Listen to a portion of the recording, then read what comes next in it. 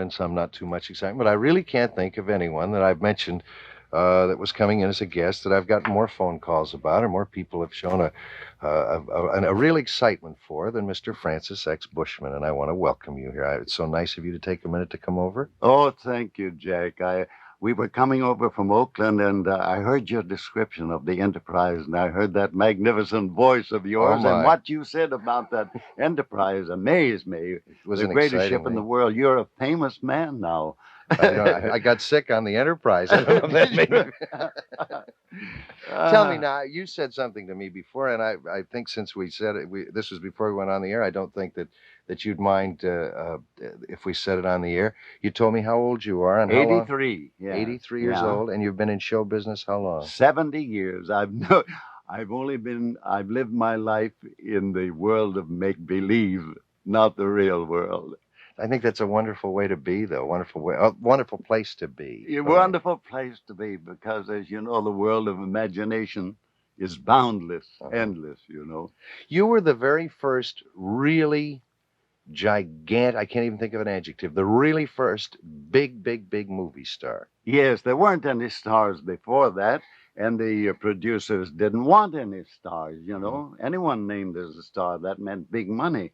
But they picked me up from a stock company in Camden, New Jersey, where I was the leading man, and I felt you get the idea, the star idea, and I heard that they were using a fictitious name over in London, you know, broadcasting to the whole world.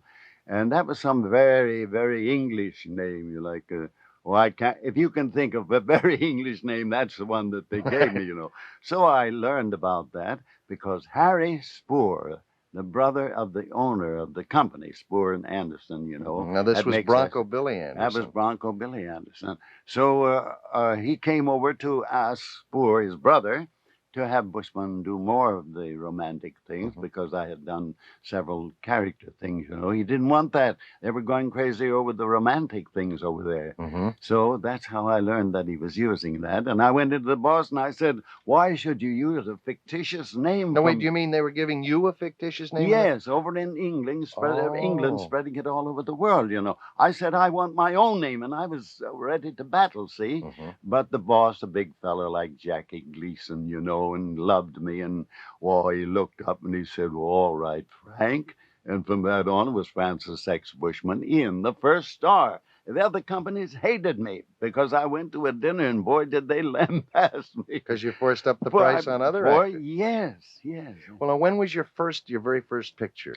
Well, I did that in March 1911 in the old Essanay Company in Chicago, and it was called Lost Years.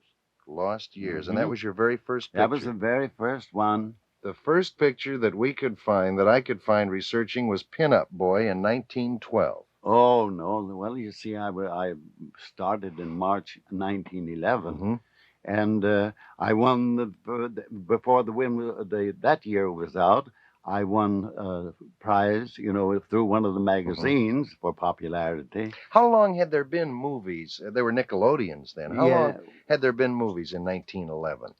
They had been, about 1903. But there was only one big picture house in the whole darn United States, and I think it was called the Electric in Los Angeles. That was the first big theater? That's the first big theater. Even before they had one in New York? Oh, well, they had these slot things. You put in a nickel, you know, and you'd see what was like something similar. It simulated the movies, you know, but they had penny slots too, you know. That was on 14th Street in New York, and I saw that first. I went up to New York on the boat, and I can't remember exactly the year, but somewhere around 1906 or 5. When you saw your first movie? When I saw my first movie, yeah. And I thought it was quite wonderful then. But after I was 15 years on the stage before I went in the movies. And in New York, when I was on Broadway, I wanted to go to a movie studio, you know, and think it over. They paid $5 a day. The stars got $5 a day? I wasn't, this is before 1911, see? And I went down to the Vitagraph company, and you would get $5 a day. But the fellas in my show, with the Queen of the Moulin Rouge, they all told me, don't do it, because if the producers ever see you on those cheap movies, you'll never get a job on Broadway again. See? They Oh, thought so little of the movies. I see. Sir Johnston Forbes Robertson, I spoke from the stage when I was down to see his Hamlet one time, and he spoke so, cynically when he said these moving photographs, contemptuously. Little did they know at that Little time. did they know. I'm talking to Mr. Francis X. Bushman, and we'll be right back. Now, American Savings brings you two great savings plans for higher earnings effective July 1st. American Savings pays 5.5% interest. Yes, 5.5% interest on $5,000 minimum bonus interest accounts. You earn the current base rate of 5% plus an extra 0.5% bonus per annum as declared quarterly by the Board of Directors and if held for 3 years. And American Savings pays 5% interest on all passbook accounts. You actually earn 5.09% when our 5% current annual rate is compounded quarterly and maintained for a year. No minimum, no time restrictions. For your peace of mind, save with Northern California's largest, billion-dollar-strong American Savings, offering you a 5.5% interest plan and a 5.09% interest plan. Why take less? American Savings and Loan Association of California. Safety for savers since 1885. Home office, San Francisco. 3:45, this is Jack Carney, and my guest this afternoon is Mr. Francis X. Bushman. I do want to mention that Vic Winters has quite a large stock of new Pontiacs at this very moment. And with over 100 new Pontiacs in stock, there's just the chance that you'll find exactly the car you're looking for. And I can promise you the terms and so on will be right because, well, Vic is quite a guy. He's a nice fellow to deal with, and he has a huge selection of new Pontiacs, and you just can't make a better deal anywhere. So visit Winters Pontiac. They're open till 10 o'clock Monday and Wednesday nights, and that's at the 1215 Ocean Avenue store, and they're open every night, 7 nights a week at 7276 Mission Street in Daly City. Winters Pontiac. Mr. Bushman, your first movie was in 1911. Mm-hmm. And movies, of course, as you grew in stature, movies did too. They became more and more acceptable, Of course. more and more successful. You were with the Essanay Company, which... Then we started the Metro in 1915, see? And did Metro become Metro Goldwyn Mayer Metro eventually? became, yes, Metro Goldwyn Mayer. Uh-huh. I was over doing Ben-Hur in Rome when they merged. You know, Goldwyn really made the contract with me for Ben-Hur, but then over there they merged, of course, with Louis Mayer. Mm-hmm. Now, when did the move take place to Hollywood? Because the first movies were shot in the East, weren't they? In Chicago, and New York? Everybody made their pictures in Chicago and New York, and of course I started in Chicago, but I didn't come out to the coast until about 1915, and that was with Metro Goldwyn Mayer, or at least it was just Metro then. Mm-hmm. See, they had... Metro had contracted all the big stars on Broadway, and none of the people out in the sticks would buy. They said they weren't worth 5 cents to them because all those stars' names didn't mean a nickel to them. Nobody out there knew them. But Bushman, he knew, see. Well, anyway, Pardon me. Unless I'm mistaken, at the same time you went to Metro, or shortly before or shortly thereafter, the Barrymores went to Metro. Am I right? Yes, the Barrymores went, of course. I worked on the same floor with Jack and Lionel and Ethel, you know, in our same studio. John Barrymore must have been quite a character. He was the grandest. Of course, nobody liked him because he didn't like people, only show people, you know. But we had met, when I was playing Broadway, I met him in a saloon. You know, Well, that's the only place to meet John Barrymore, wasn't it? It was in those days, yes. And he was a delightful chap, he really and truly. We were great buddies. When you did Ben-Hur, was that with Ramon Navarro? Yes. And you played the heavy. Yeah, I played the Roman. And you know, when I became great buddies with Mussolino, oh, God, he and I were photographed 100 times together because he thought I was the star of the thing. Playing the Roman, he must be the star. And he'd seen all my pictures, and I never played anything but the hero, see? So he never asked me anything about it. I never disabused his mind, you know. But when the picture was released, January 1st, 1926, and went over there. He banned it for all Italy. He wasn't going to have any Roman defeated by anybody, especially Hebrew. In those early days of Hollywood, you must have, I don't know, that must have been the most exciting time to live in the United States, I think, with Duesenbergs and I don't know, was it as fantastic as we think it was in Hollywood? Well, every generation, of course, is different. And if I was to write my memoirs, and they've been after me, for years and years, but if I would write it, they wouldn't believe it. It was too fantastic for this generation. You see, that's a long time ago, But the people don't think the same way today, and they don't look on actors the same. Well, my God, I went all around the world, and crowds followed you everywhere because, I didn't even think of it that way when I went abroad the first time. But in every hamlet, everywhere, the only means of amusement that they had was these old silent pictures. And did they know me? My God, I couldn't, everywhere, the papers, the press, and the crowds and all that sort of thing. It was something. I can't describe it, And it isn't true today of stars, is it, really? Oh, no. I don't know of any stars today that were the equals to the others in personality. Mm-hmm. You know what I mean? You just have to have the spark, like Bob Taylor. They've spent millions and millions and millions on him, gave him the greatest stories in the world. But he just lacks that something, that little spark, Else he would be at the very top and would have been there for years. But you have to have that little spark of personality. Mm-hmm. They may not have been great actors, but they had a pleasing personality. I don't think yours has waned one bit in every 3 years. That's because I love everybody. Incidentally, a secret leaked out some years ago that had to do with Mr. Francis X. Bushman, and it had a profound effect upon his career. And I want to talk to him about that secret in 1 minute. I have Mr. I'm sorry we only have a half hour because I know that we could do this. We could talk for hours. I'm fascinated. Now, you said before that when you first went to Vitagraph that the actors got $5 a day. No, well, the first... when you went over there, not to go to work, but you went to Vitagraph. No, I never worked for Vitagraph. No, I mean, when you went to the Vitagraph Studios, they told you that actors... Yes. Now, $5 a day was quite something to add to what you're getting, During the peak years of silent movies in Hollywood, what was a star of your magnitude earning? Well, the Vitagraph tried to steal me away from the Essanay, and so they said, we give you $300. And I said, I'm getting $500 now. Is George paying you $500? Why, Maurice Costello's only getting $165. He was a very handsome, very popular, very grand actor.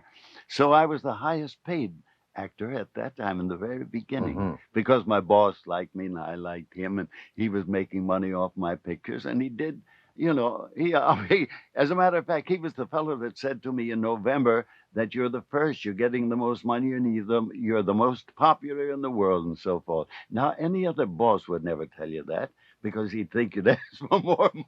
Which you did, I'm sure. No, I didn't. He gave it to me without my asking. But what kind of money was involved in Hollywood during, say, Ben-Hur and after that? You mean the money that they spent on pictures? No, the kind of money that you were making because you made huge fortunes. Oh, I made $6 million in 5 years.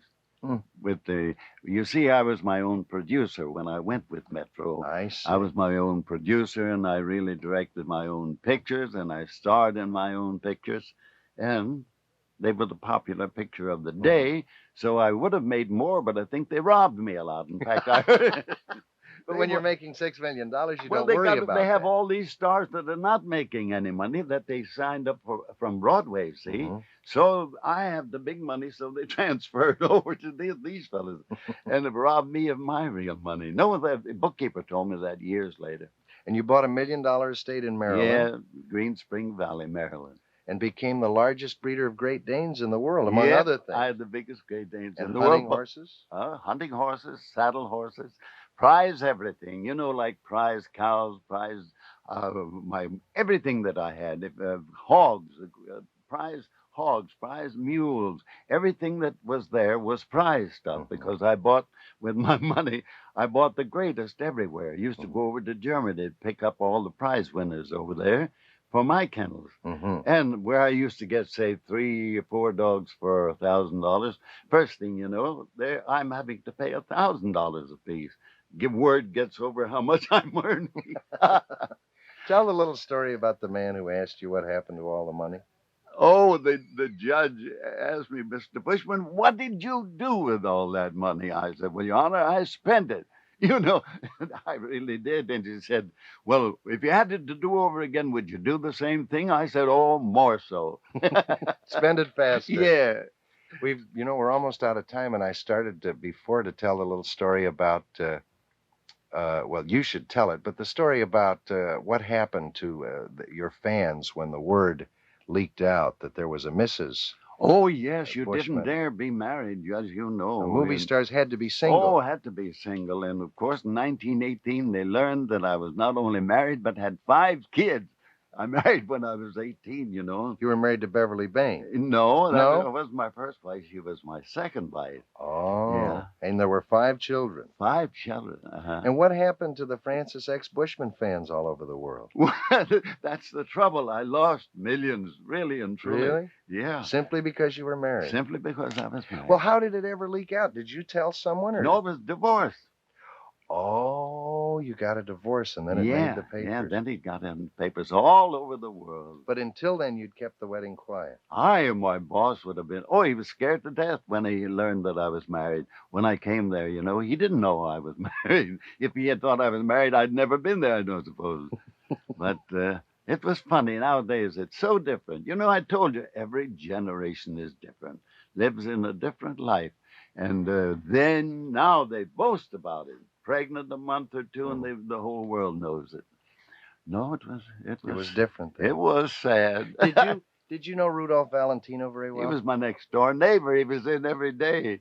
Sure, I taught him how to play baseball, and we used to show I told him, you know, the medicine ball do him good, so we threw the medicine ball every day nearly. And then he had himself photographed with all my barbells and dumbbells and, you know, all the strongman stuff. But he, as I said, I threw a ball at him one time, and it hit him in the chest, scared him to death. He had 2 hands, but didn't know what to do with them. Was he a big man physically? Never. Valentino? No. Small? No, he wasn't small. He was about my height, about 5'10", 10 and a half, you know. And weighed, I suppose, about 160, something like that. Doug Fairbanks was a little fellow, only weighed 140, you know, and short, and nobody ever recognized him anywhere. But me, I don't know what it is, but wherever I go, it must be the nose. What do you think, Jack? I bet it's still true today. It is. Sure. Everywhere where we ate, the people came up to you for autographs. And one woman found that she had been cashier somewhere where I ate, you know, and she wanted to autograph too. But it's a pleasure, really. Oh, sure. I would miss it very much if it didn't come up. Now, you're in town for a specific reason. Yes, your senior citizens here brought me up to honor me as Senior Citizen of the Year. And that was done at the Continental Hotel and the Victorian Hotel yesterday. Well, that's a very, very fine So, honor. salam to me, Jack. Are all the senior citizens you met as young as you are? No, I'm trying to keep them young. You know, I really talked to them. I had to make a couple of speeches today. I try to make them feel like somebody, you know. The greatest the greatest race that ever was born on this world is the senior citizens today. And, Jack, they'll never have another like them. They'll never have any more generations like the senior citizens, because I know thousands and thousands and thousands of them, met them personally. You know, I became senior citizen of Los Angeles County, you know, and I've been interested in it 8 years. And Mayor Yorty, of course, helped to honor me, and the Board of Supervisors honored me. And so I said, they made me what I was, my money and my fame, and now I have an opportunity to do something for them. And they're my people. We grew up together. They were the ones that made me famous. All the honors that I received, I owed it to the senior citizens. And I know that they're the greatest race. Really and truly. It's a special breed. Well, I'd like to know what it is you have for breakfast, because I never feel as good as you look. Thank you for coming in. Oh, It's good. been delightful. I Thank just you, wish we Jack. had more It's been time. an honor to meet you. You're a great man now. Thank you very much. Mr. Francis X. Bushman.